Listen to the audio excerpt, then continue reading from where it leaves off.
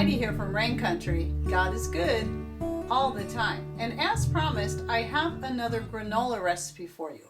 But one thing I want to say right from the beginning that I forgot to say in the last video is what we use our granola for. A lot of people think of granola as just as a snack, and that's actually not what I make it for. Though I do eat it as a snack from time to time, it is mostly used as a cereal, so served with cold milk.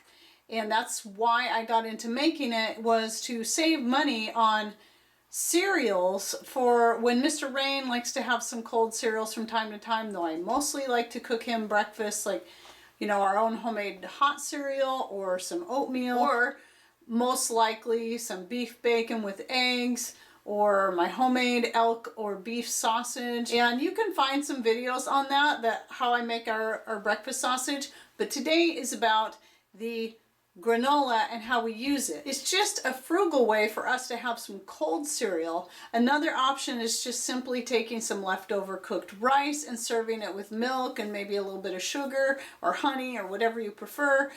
And then we do occasionally like to buy the good brands that I trust of organic, non-GMO cereals. One of the local ones we like is the Cascadia Farms, but those can get rather expensive. So we only use those as just to kind of mix things up so we don't get bored with what we have, but we keep that on the minimal because of price. So this is about being frugal and a way to make your own cold breakfast cereal. But again, you can also pack this into a little bag and take it as a snack, whether it be for hiking or for long road trips. But I think for those, a lot of times making granola bars is going to be better. And I do have recipes for those as well. Those will be coming down the road. So let's get to this granola. And what it is today is banana coconut granola.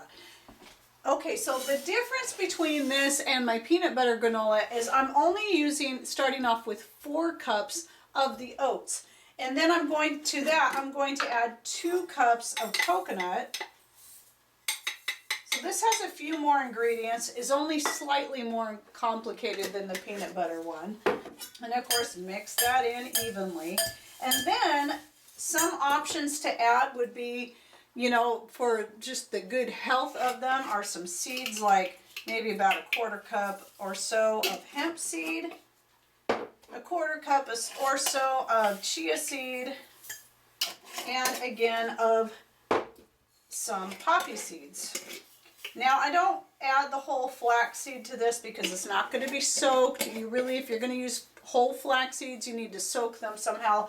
Like when I'm making my bread, I make sure they get soaked into the, you know, in the early part of the batter while it's still very wet. So just mix that in with the fork. And then for the wet ingredients, I'm going to be using 2 bananas. This is actually quite a bit because these are big bananas. So you can base it on how much banana you like and how big the bananas are. One of these bananas could possibly be enough, but I'm going to go ahead and use 2. And so I just break them up. However you want to mash up your banana is completely up to you. If you want to use a food processor or something.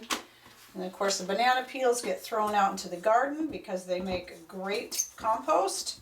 Add so many minerals to your garden. So we just, all year long, we just toss the bananas right out onto our garden.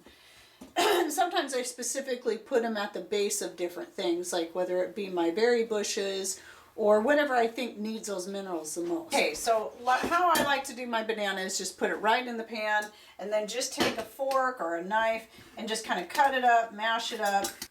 So you just want to kind of keep cutting and mashing it until it doesn't have to be perfectly smooth. Again, it's just up to you how you want to do it. This is just, I just like doing it this way because it saves on dirtying up more dishes, blenders, and the like. It's a lot easier to wash a fork than it is the whole blender.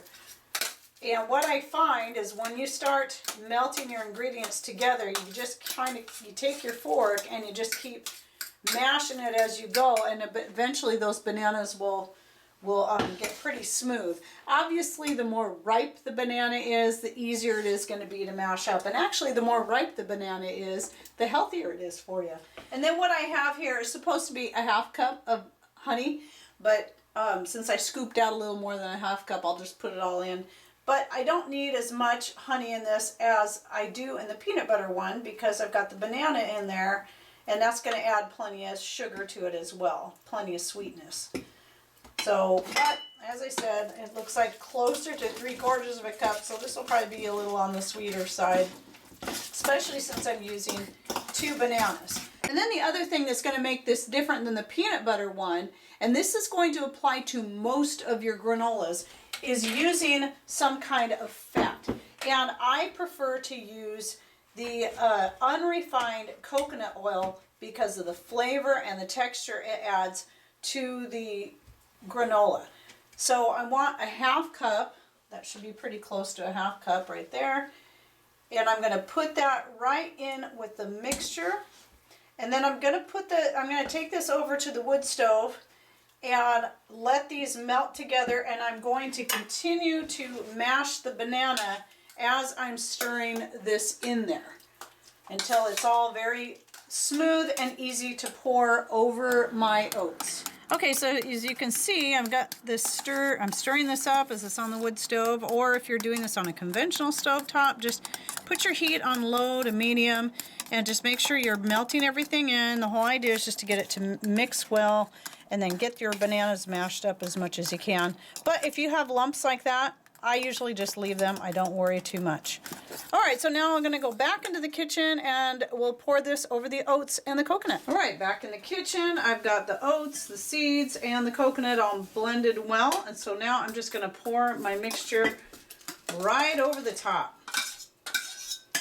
It's not about necessarily cooking all this stuff as far as the mixture, the liquid mixture. It's just about getting it so it's all melted together and the bananas are smashed pretty well.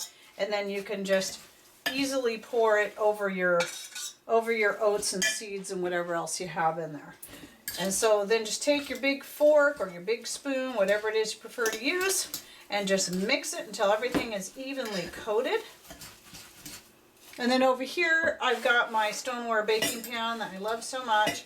I'll link to it below, as well as anything else like the seeds and the coconut oil I use and all that stuff. Oh, and the honey, the raw blackberry honey, so good.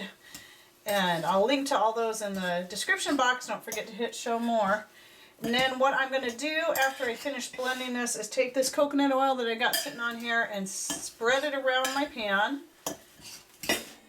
You could also use butter if you so choose. Of course, if you're vegan, then you're going to want to stick to the coconut oil. And especially since this is about banana coconut, obviously I want to stick to the coconut oil. Okay, so I find the best way to spread any butter or oil is to use a silicone spatula rather than the silicone brushes. I don't even really prefer the natural pastry brushes because to me all the oils and butters and stuff get really glommed up in there, and it's just a little bit harder to clean them off, so I prefer to use these for that. But really, you're using this stuff is all cold. You shouldn't freak out and worry about the silicone here. It's so briefly touching your food and it's not hot, so don't worry about it. Because I didn't warm this coconut oil, I just put it on as is. We're kind of in a naturally cold climate, and still the coconut oil is, it has a very low melting point, and it's still easy enough to spread. Okay, so now I just simply put my blend, and like before, I'm going to put this all on one pan since I do this on my wood stove. Now, if you're going to do this in a conventional oven, I recommend you use 2 of these pans and then spread it out evenly on the 2 pans, because that's going to be a lot easier for you.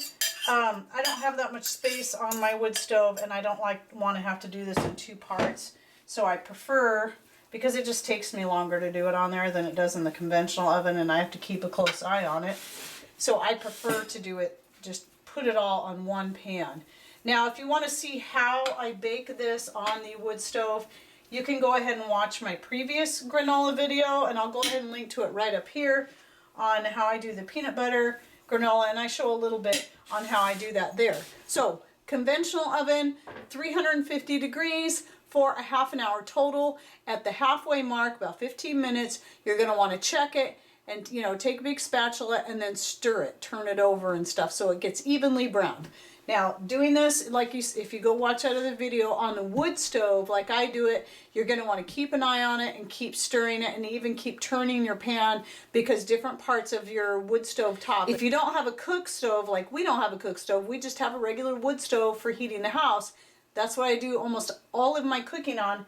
Then you got to turn the pan because your heat's not going to be consistent all the way across the top of that surface.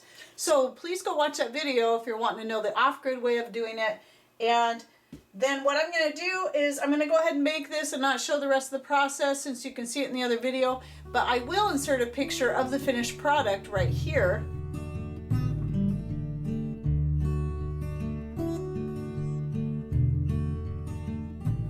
I hope you enjoyed this video and that you learned something new, and give this recipe a try and let me know what you think of it.